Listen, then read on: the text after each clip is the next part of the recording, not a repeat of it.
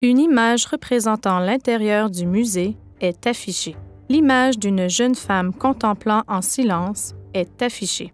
L'image d'un site d'enfouissement archéologique. L'image d'une petite fille examinant quelques pièces de l'exposition à travers une boîte vitrée. La légende suivante est affichée. La plupart des musées célèbrent le passé. L'image d'une femme contemplant une statue est affichée. L'image de l'un des portails en fer forgé du musée est affichée. L'image de l'exposition d'os de dinosaures. Une image représentant des visiteurs marchant dans un corridor orné de statues de chaque côté. L'image de la statue d'un soldat tenant une arme à feu devant un coucher de soleil. L'image d'une rangée de colonnes faisant face à un édifice. L'image d'une collection de peintures accrochées sur un mur et encadrées de cadres rustiques. Une image représentant la figure altérée de la statue d'une femme. La légende suivante est affichée. Celui-ci changera l'avenir. La musique de fond change de classique à une musique rock. La légende suivante est affichée. Musée canadien des droits de la personne. Une image d'un édifice est affichée à la droite de la légende. L'image de l'extrait d'un journal avec le titre « Canada, un dirigeant pour les droits de la personne » est affichée. On peut aussi apercevoir une image de la signature de la Charte des droits et libertés signée en 1982. L'image de la Charte des droits et libertés canadienne est affichée. Une peinture représentant l'édifice du Musée des droits de la personne avec des gens se rassemblant au pied de l'édifice. Antoine Predock, architecte, est présentée. On peut voir en arrière-plan l'édifice du Musée des droits de la personne et une carte géographique. Le Canada présente l'endroit idéal pour ça, ce genre de choses. Le bâtiment. Son architecture vient de la volonté de prendre comme sujet les droits de la personne. Le bâtiment présente des connexions profondes avec son message. Les racines de l'humanité, par exemple, qui s'étendent, qui étreignent la terre et nous rappellent de nombreuses cultures opprimées, possèdent des connexions profondes avec la terre. Le nuage.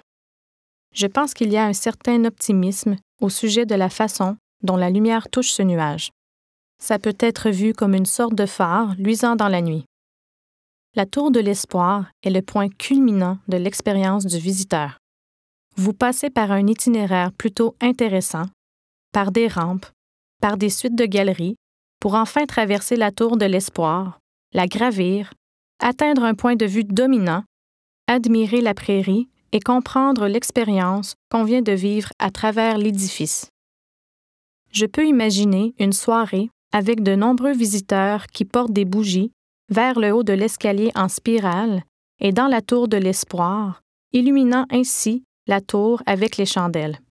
Je pense que le bâtiment prend vraiment tout son sens et qu'il est à la hauteur de la mission philosophique, culturelle, humaine qu'il renferme. Je pense qu'il y a quelque chose de sérieux.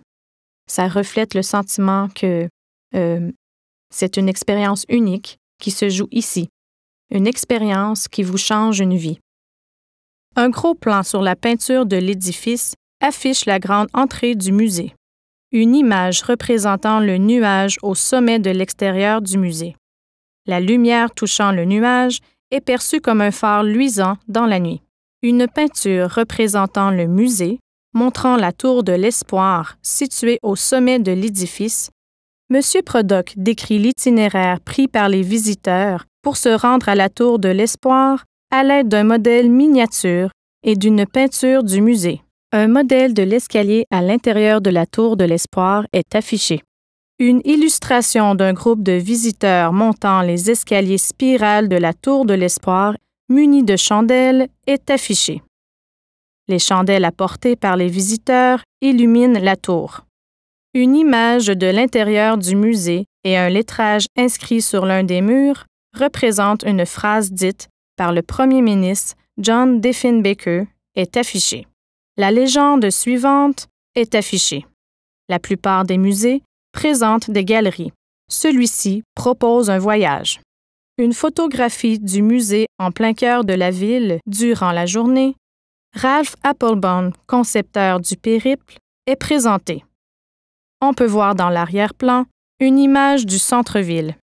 C'est le premier musée des droits de la personne d'importance au monde. C'est de loin le plus grand. Nous n'expliquons pas les droits de la personne seulement d'un point de vue de l'individu, mais nous les envisageons sous un angle national et international. La technologie offre une très large gamme de possibilités. On va avoir une couverture Wi-Fi complète dans le musée et à l'extérieur. On va utiliser des repères ou des codes barres sur nos visuels. Ainsi, les visiteurs pourront utiliser leur cellulaire pour obtenir des informations supplémentaires. On va renforcer le sentiment de réalité lorsqu'on est dans la tour.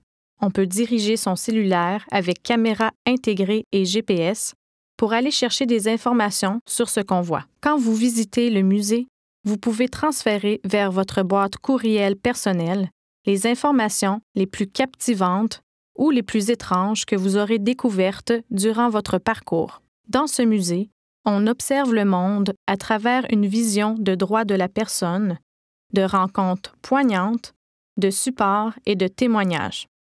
Les gens se déplacent, agissent et parlent avec les autres. On arrive alors à un moment où l'on devient subitement le sujet même du musée. Faire ça, pour le Canada, ça représente un acte très important dans le domaine muséal. C'est l'un des actes les plus courageux jamais exécutés au cours de ma carrière. Une image de 3 hommes bougeant des thèmes virtuels sur un écran géant est affichée.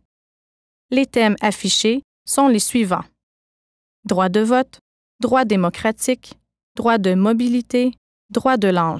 L'image d'un jeune homme ouvrant virtuellement le thème droit de langue sur l'écran géant découvre un extrait de la Charte des droits et libertés. Une image représentant des visiteurs prenant part à une activité Wi-Fi dans l'une des zones du musée. Une image représentant des visiteurs observant des expositions variées avec des thèmes comme la déforestation. L'image d'un homme prenant la parole devant plusieurs visiteurs du musée. Une image représentant des visiteurs observant des expositions variées à l'intérieur du musée. La légende suivante est affichée. Winnipeg a un passé marqué par les droits de la personne, mais son avenir le sera encore plus. Mariette Muller, présidente directrice générale, Agence nationale et internationale du Manitoba, est présentée.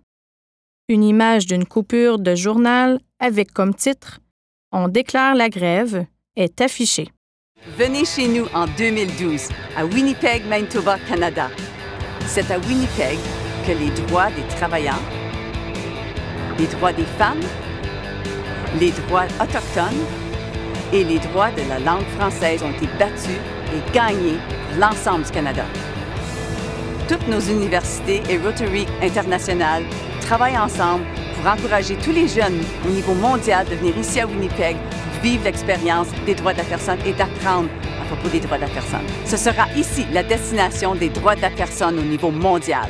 Winnipeg, c'est la nouvelle Genève. Ce musée, cette ville et cette province vont changer le monde. Une image d'une coupure de journal avec le titre « Est-ce qu'une femme peut avoir une famille et une carrière ?» est affichée. Une photographie de Louis Riel et collègues est affichée. Un vidéo représentant une protestation pour les droits de la langue française est présenté. Un vidéo représentant un professeur écrivant sur un tableau les mots suivants: Jean, éducation, accepter, célébration, et tout le monde, devant un groupe d'élèves, est présenté.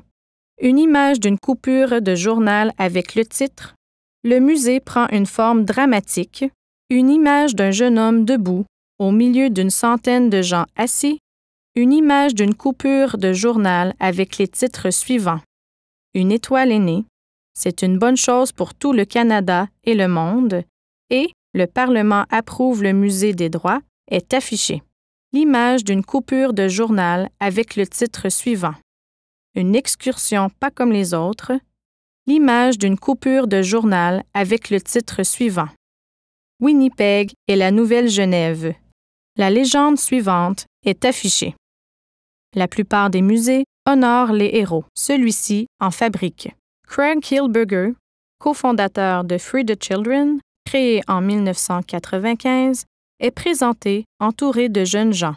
Nous sommes vraiment excités à l'idée que Winnipeg sera l'hôtesse du premier musée global portant sur les droits de la personne. À l'avenir, lorsque nous, les jeunes défendeurs des droits de la personne, devront se retrouver, nous le ferons dans votre ville. C'est aussi la possibilité pour des groupes d'étudiants de venir de partout du Canada, des États-Unis et en fait du monde entier pour en apprendre sur les droits de la personne. Des ressources pour les jeunes activistes qui veulent se regrouper et construire sur l'incroyable richesse culturelle à la grandeur de cette nation de jeunes agissant pour un monde meilleur. En plaçant Winnipeg sur la carte, non seulement comme une ville d'importance, mais aussi comme une destination clé des droits de la personne. La photo d'un groupe d'étudiants portant des chandails avec la légende Silence est affichée. Ils font tous un signe de silence en portant leurs doigts vers leur bouche. Une photo d'un groupe d'enfants observant une exposition à travers une boîte vitrée est affichée. Une vidéo d'un jeune homme assis sur le gazon, entouré de ses amis, parlant à la caméra, est présentée. Une vidéo démontrant un groupe de personnes marchant dans les rues de Winnipeg est présentée. Une vidéo démontrant une femme à l'air concernée est présentée. Une photographie de 7 jeunes de cultures différentes portant une affiche avec la légende « Tout le monde a le droit d'être égaux » est affichée. Une photographie de 2 jeunes filles contemplant un modèle du Musée des droits de la personne est affichée. Beaucoup de personnes différentes parlent du musée.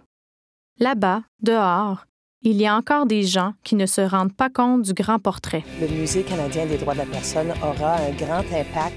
Ce serait une bonne idée.